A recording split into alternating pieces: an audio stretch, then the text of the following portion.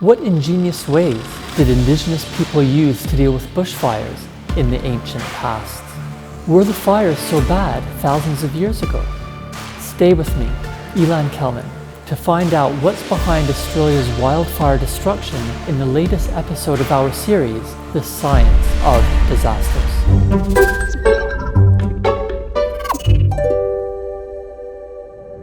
In Australia, wildfires or forest fires are usually called bushfires. The country has good reasons to fear these flames. The Ash Wednesday fires of 16th February 1983 took just 12 hours to kill 75 people across two states, South Australia and Victoria. Tasmania lost 62 people to the Black Tuesday fires of 7th February 1967. The most lethal Australian bushfire disaster so far occurred exactly 42 years later, on 7th February 2009, or Black Saturday. 173 people died. But is the bushfire the actual disaster?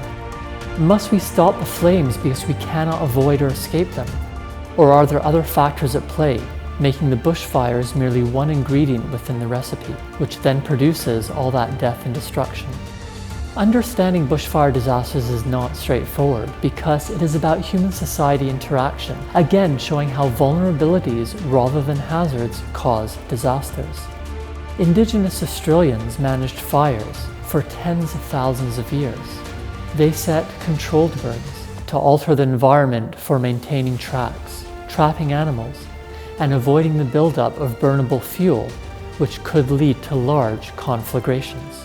Over time, Indigenous practices adapted the ecosystems to support plant species which could survive low-intensity bushfires, actually using the fire to propagate.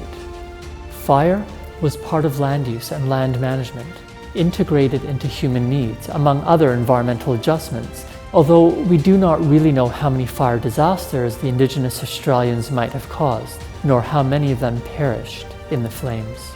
Europeans then imported and imposed a different perspective of bushfires. Flames were presumed always to be dangerous and damaging, so they were suppressed and fought. As settlements expanded into the wilderness, fires indeed became highly destructive and lethal, reinforcing this combat mode. The fires of 2019 and 2020 continue this pattern. Despite the heat wave before and during the major fires, and despite the fire's intensity and extent, plenty could and should have been done over the long term to avoid the witnessed catastrophe. Over past decades, cities and towns have expanded significantly into burnable areas. This is a choice, and there are advantages of living closer to and within nature: cleaner air, recreational sites on your doorstep, and less noise and less light pollution. Often, suburbs encroaching into the bush provide larger houses and gardens for those dwelling there, which is a lifestyle preference. Homeowners can do plenty to stop their property catching alight, even as the land around them blazes, by designing and maintaining their houses and land to reduce the chance of them burning during a bushfire. Clear brush and debris, clean gutters and eaves so that embers falling there do not set fire to material in them. Trim the grass. Thin out limbs and branches from trees, and rip out vegetation that encroaches close to the house. Select plants and vegetation for the garden which do not burn well. And do not build or store flammable items by the house, such as porches, decks, or log piles, and on and on. No guarantees ever exist of saving property, but we have seen the difference in Australia during the 2019-2020 fire season between those whose dwellings survived and those who sadly lost everything or tragically perished while staying behind to defend their homes. The key is preparing years in advance, including being ready to lose one's home, knowing that fires are part of the ecosystem and could happen every year, even if they are now more intense, and expanding in range due to human-caused climate change. The fundamental cause of the Australian bushfire disasters was creating vulnerability to the environment, no matter what the fire hazard does.